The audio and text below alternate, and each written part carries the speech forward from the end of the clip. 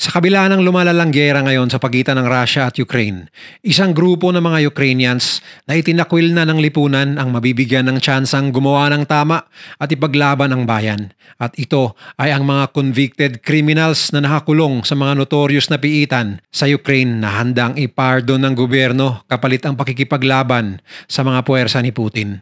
Halos 5,000 Ukrainian prisoners na convicted sa iba't ibang kasalanan ang ngayon isasabak sa giyera. Patunay lamang na malayo pa ang mararating ng madugong bakbakang ito. At dahil sa tagumpay na pagpasok ng Ukrainian Army sa isang probinsya ng Russia at tagumpay nilang pag-target sa Moscow sa pamamagitan ng daan-daang drones, tila nag-aamok na ngayon sa galit si Vladimir Putin sa pamamagitan ng pagpapaulan din ng daan-daang missiles at drones sa mga syudad ng Ukraine. Ang tanong, paano makakatulong sa Ukrainian military laban sa galit na puwersa ng Russia ang mga presong ito? Desperado na nga ba si Putin dahil imbis na matalo ang Ukraine, ay lalo pang lumalakas ang opensiba nito maging hanggang sa loob ng Russia? At gaano nga ba kalakas ngayon ang Ukrainian forces dahil sa mga armas at pondo na binibigay sa kanila ng US at mga bansa sa Europa? Kaya naman nilang tapatan ang mga Russians gamit ang mga bagong tangke, armas at eroplano na binigay sa kanila? Yan ang pag-uusapan natin ngayon dito lang sa Mr. Good Vibes! Dahil marahil sa desperasyon at kakulangan ng sundalo sa battlefield laban sa mga Russians na di hamak na mas marami, agad ipinasa ng Ukrainian Parliament ang batas na nagpapahintulot na lumaban ang mga convicted prisoners mula sa mga piitan ng buong bansa. Kaya simula noong buwan ng Hulyo, nag-iikot-ikot na sa iba't ibang kulungan ang kilabot na commander ng Ukrainian Army na si Dmytro Kukharchuk upang mag-recruit ng mga bagong mandirigma na mula sa kulungan. Yan ay dahil matapos ang mahigit 2 taon na pakikipaggera sa Russia, di maipagkakailan ng Ukraine na malaki na rin ang nabawa sa tauhan ng kanilang hukbong sandatahan sa kabila ng pagboluntaryo ng maraming sibilyan at maging mga foreign fighters mula sa ibang bansa na lumaban para sa kanila. Kasama ni Commander Dmytro sa naturang recruitment ng mga preso ay ang isa sa pinaka-notorious na kriminal noon na kilala sa buong Ukraine dahil sa mga high-profile na krimeng nagawa nito. 31 years siyang labas-pasok at 3 beses namang tagumpay na nakatakas sa pinaka-secured na piitan sa Ukraine. Ngunit ngayon ay bahagi na ng Ukrainian Armed Forces bilang commander ng isang Special Operations Unit. Nagpakilala lamang siya sa pangalang Dato dahil sa kanyang seguridad. Isinalaysay ni Dato sa mga taga-media na naroon ang kanyang kawalan ng direksyon sa buhay noon. Ngunit nang sumiklab ang giyera nila sa pagitan ng Russia ay hindi siya nag-atubiling magboluntaryo upang ialay ang buhay at sumama sa mga sibilyan na lumaban kontra Russia ilang oras lamang matapos lusubin ng Russia ang Ukraine noong February 2022. Sa kanyang presensya pa lamang at kanyang pagsasalita sa harap ng mga preso, tila nabuhayan ng loob ang mga ito bagamat kitang-kita ang kaba sa mga mata ng iba sa kanila. Sa edad na 58 years old, ramdam ng lahat ang respeto ng mga preso kay Dato. Marahil ay narinig na nila ang kanyang alamat sa loob ng kulungan dati. Tinatayang aabot sa halos 5,000 preso ang kasalukuyang nagtitraining ngayon sa pangunguna ni Dato sa isang kampo sa loob ng Ukraine.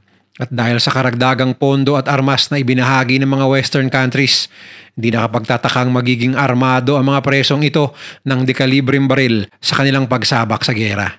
Ayon sa batas ng Ukraine, hindi maaaring isama sa recruitment ang mga presong may bayolenteng mga krimen kagaya ng premeditated murder, yung mga convicted ng panggagahasa at mga krimen laban sa national security at corruption. Automatic na bibigyan ng parol ang mga qualified na preso bilang kapalit ng kanilang pakikipaglaban at sila ay may planong ihalo sa mga assault brigade kabilang ang mga regular na sundalo na ayon kay Dato ay walang pagdadalawang isip na sumang-ayon sa plano ng gobyerno at handang makipaglaban kasama ang mga convicted na preso sa battlefield. Dahil para sa kanila, iisa lamang daw ang kanilang layunin at yun ay ang ipagtanggol ang bayan laban sa pananakop ng Russia. Sa katunayan, maraming mga army officials na ang nagsasabi na dapat matagalan nila itong ginawa noong umpisa pa lamang ng giyera.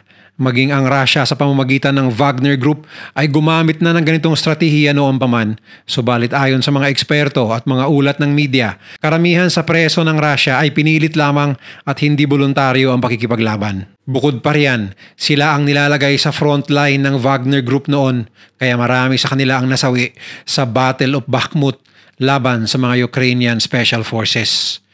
Pero ayon sa spokesperson ng Ukrainian Ministry of Justice na siyang nagpasa ng batas na si Denis Malyuska, iba daw ang recruitment ng Ukraine dahil wala di umano itong sapilitan. May choice pa rin daw ang qualified na preso kung lalaban ba siya at makakatanggap ng parol o mas gusto nitong ikumpleto ang sentensya sa kulungan. Lalo daw na hindi nila gagawing pain ng mga preso sa bakbakan. Kaya di umano ay i-insert nila ito sa iba't ibang brigada upang lumaban kasama ang mga regular na sundalo ng Ukraine. Ang pagsali raw nila ay base sa motibasyon at patriotism na ipagtanggol ang bayan. At ito raw ang kaibahan nila sa mga Russians na tila napipilitan lamang ang iba na lumaban. Sa katunayan, marami ng mga Russian Army reservists ang nagsipaglayasan palabas ng Russia at nanirahan sa ibang bansa upang matakasan lamang ang puwersahang pagsabak nila sa giyera. Dagdag pa ni Malyuska, maging ang benefits ng mga preso ay magiging katulad din ng mga regular na sundalo tulad ng sahod, social insurance, bayad kapag na-injured o napatay, bukod na lamang daw sa dami ng araw ng bakasyon bawat taon na mas kakaunti kumpara sa mga regular na sundalo. Asahan daw na mas marami pa ang presong sasali sa giyera sa mga darating na buwan dahil isasala pa nila ang tinatayang 26,000 na mga natitirang preso na nasa loob pa rin ng kulungan. Kasabay ng pagpapaigting nila sa pagre-recruit ng mga preso ay ang kanilang patuloy na paglusob sa loob ng Russia na maituturing na isang malaking achievement. Dahil kung tutuusin, ito pa lamang ang pangalawang pagkakataon na may kalabang bansang nakapasok sa loob ng Russia simula nung inatake sila ng mga Germans noong World War II.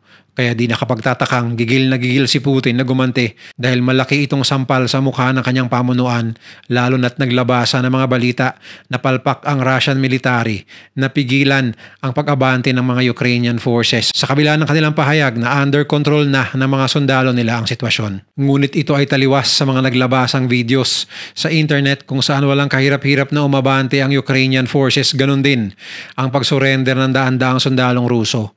Maging ang video ng libo-libong mga Russiang sibilyan sa Kursk region na nagmamakaawa kay Putin na sila ay tulungan. Talagang nasurpresa hindi lamang ang mundo, kundi maging ang Russian military at mga sibilyan ng Russia sa ginawang opensibang ito ng Ukraine. Ayon sa pinakamataas na commander ng Ukrainian Army, mahigit 1,200 square kilometers na ang areang kanilang nakokontrol sa loob ng Russia. Isang malaking achievement para sa mas maliit na bansang abala na sa pagdepensa, ngunit nakuha pang lumusob. Bagamat ayon kay Ukrainian President Zelensky na kulang pa rin daw sila sa mga armas at bala, marami ang nagsasabi na mabisa talaga ang tulong ng mga Western countries sa Ukraine sa pamamagitan ng salapi, bala, baril at mga sasakyang pandigma. Ang US pa lamang ay aabot na sa $46.2 billion na halaga ng mga armas at equipment ang naibigay sa Ukraine simula noong February 2022.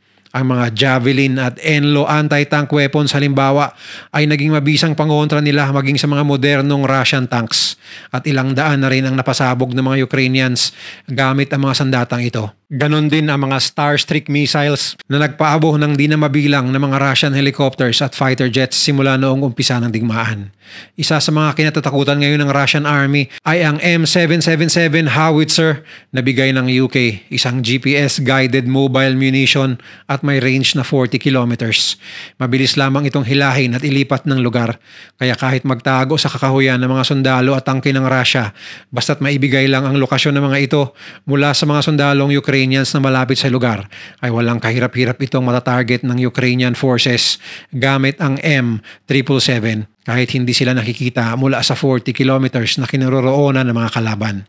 Ganon din ang mga HIMARS na may range na 80 kilometers at ang Army Tactical Missile System o ATAC-MS na may mas mahabang range na 300 kilometers na kayang umabot maging sa loob ng Russia. Ngunit mahigpit itong pinagbabawal ng US na gamitin sa ganitong senaryo. Pagdating naman sa mga tangke, ginagamit na ng Ukraine ang bigay ng UK na mga Challenger 2 tanks, bigay ng Germany na Leopard 2 tanks at ang pinakabagong M1 Abrams tank mula US na sa ilang linggo pa lamang ginamit ng Ukrainian forces sa battlefield. Maraming Russian tanks at combat vehicles na ang pinasabog.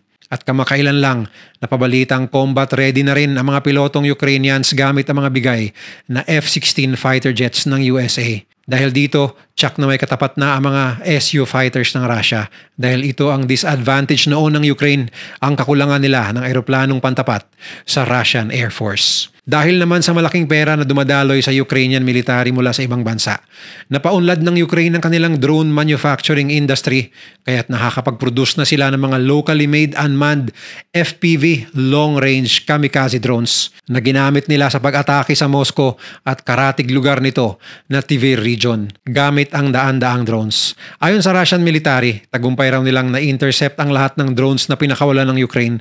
Ngunit makikita naman sa mga video sa internet ang pag-aapoy ng mga oil refineries sa gilid ng Moscow dahil sa tama ng mga drones. Bukod sa Moscow ay ilang refineries din ang tinarget ng Ukraine gamit ang mga drones na ito sa 15 rehiyon ng Russia na ayon kay Ukrainian President Zelensky ay nararapat lamang dahil sa daming buhay at ari-arian na ang sinira ng Russia sa loob ng Ukraine. Alam ng Ukraine na mula sa kita ng langis ang ginagastos ng Russia sa kanilang military operations, kung kaya't ang pag-target sa mga oil refineries ay isang paraan upang maparalyze ang industriya ng langis at kahit papano ay maapektuhan ang pondo ng Russian military. Ngunit sa laki ng Russia ayon sa mga eksperto, maliit na porsyento lamang sa kabuuang produksyon ng langis ang tinatamaan ng Ukraine. Ito ang dahilan kung bakit taimtim ang pakikiusap ng Ukraine sa mga Western countries, partikular na sa Amerika, na payagan silang gamitin ang mga long-range missiles na bigay ng mga ito, lalo na ang 300-kilometer range na ATACMS o ang Army Tactical Missile System upang makapaglikha ng damage sa mas maraming infrastruktura sa loob ng bansang Russia, maging sa mga Russian missile launch sites at Russian Military Logistics Center na matagal na nilang gustong targetin. Ayon sa Ukraine, may 233 identified military targets na sila na nasa range ng ATACMS na maaari nilang targetin upang pahinain ang kapabilidad ng Russia na sila ay gerahin. Ngunit mariin itong tinututulan ng US at mga allies dahil nag-iingat di umano sila na kapag ginamit ng kanilang mga armas, magkakaroon ng dahilan ng Russia na sila ay targetin. At kapag nangyari ang pag-target sa kahit man lang isang bansa na kasapi ng NATO, isang malakihang gera ang maaaring umusbong. Ayos lang sa US na gamitin ang mga missiles nila kontra sa mga Russian forces na pumapasok ng Ukraine bilang depensa, ngunit hindi sa opensiba papasok ng Russia. Dahil sa restrictions na ito, nagde-develop na ngayon ang Ukraine ng jet-powered Palyanichia missile drone na may range na 1,500 kilometers. Kumpiyansa si Zelensky na hindi magtatagal ay kakayanin nilang tumarget sa mas malalayong lugar sa loob ng kalabang bansa at siguradong mas magugulat si Putin kapag nagkataon. Dahil sa agresibong galaw ng Ukraine, matapos ang panandaliang pananahimik, rumesbak ang Russia sa utos ni Putin sa pagpapaulan ng daang-daang missiles at drone sa syudad ng Kyiv at Kharkiv sa umpisa ng Setyembre na ikinasawi ng ilang sibilyan. Sa katunayan, isang Russian missile ang nakapasok at sumabog sa home city mismo ni Zelensky na Kryvyi at tumama sa isang hotel at mga taong nasa loob nito. Mahigit 100 missiles ang tinatayang pinakawala ng Russia bawat araw simula ng buwang ito ayon sa isang Ukrainian military official. Patunay lamang daw ito sa pagiging galit na ni Putin sa kawalan nilang magawa sa pagpasok ng Ukraine sa Russia at sa tagumpay nitong pagbomba sa Moscow gamit ang mga drones. Bagamat hindi nagpapahalata, ang walang habas na pagbobomba ng Russia ay senyales di umano ayon sa mga eksperto sa pagkakabalisa ni Putin sa mga pangyayari. Matatanda ang pinangako niya dati sa mga mamamayan ng Russia na hindi makakaabot sa loob ng bansa ang gera, ngunit tila pinakain ng Ukraine kay Putin ang mga sarili nitong salita. Bukod sa walang habas na pagbomba sa Ukraine, isa pang senyales na tila naaalarma na ang Russian president ay ang pag-demote di umano nito sa iba niyang mga opisyal sa militar na sa tingin niya ay tumataas na ang popularidad sa mga mamamayan ng Russia. Si Nikolai Patrushev na dating head of the Security Council at sinasabing pangalawa sa pinakamakapangyarihang tao sa Russia at nakikita ng karamihan na posibleng maging kapalit ni Putin ay bigla na lamang niyang dinemote at pinalitan. Simple lamang di umano ang dahilan ng lahat ng ito. Natatakot na rin ang Pangulo dahil sa mga kapalpakan niya sa gera kontra Ukraine. Lalo na't mas marami ng tao ngayon ang may alam tungkol sa totoong sitwasyon ng gera kung saan nahihirapan ang Russia. Malaki ang tsansa na maghahanap di umano ang mga tao ng kapalit niya, hindi man ngayon, kundi sa mga darating na taon. Sa ngayon, patuloy pa rin ang palitan ng bala at bomba ng dalawang panig habang lumalalim ang pag-abante ng mga Ukrainian forces sa loob ng Russia at mas marami mga oil refineries silang napapasabog gamit ng kanilang mga drones. Mas lalong dumarami ang mga missiles mula Russia na pinapakawalan papasok ng Ukraine. Kasabay nito ay ang pagdagdag din ng nawawalang buhay ng mga sibilyan at sundalo mula sa dalawang bansa araw-araw at sa patuloy na pagdagsa ng makabagong armas at pera ng Ukraine, pati na ang paggamit nila ng mga bilanggong handang lumaban para sa bayan, tila nagkakaroon sila ng momentum na pumalag sa mas malakas na kalaban. Sana nga lang na ang pagsuporta ng maraming bansa sa Ukraine ay magsisilbing babala sa mga malalaking bansa tulad ng China na iba na ang panahon ngayon dahil hindi na pumapayag ang buong mundo na basta-basta na lang sakupin ng isang malaking bansa ang isang maliit at nananahimik na bayan na walang ginagawang masama sa ngalan lamang ng kapangyarihan at pagpapalawak ng lugar na nasasakupan. Ano sa tingin nyo? Kakayanin ba ng Ukraine na talunin ang Russia? Basta tuloy lang ang pagtulong ng ibang bansa sa kanila? Magbigay lang ng inyong mga opinion sa comment section sa baba. Kung nagustuhan mo ang video na to, share mo naman sa iba at mag-subscribe ka na rin. Panoorin mo na rin yung mga videos na nasa kanan para lalo pang maubos ang oras mo.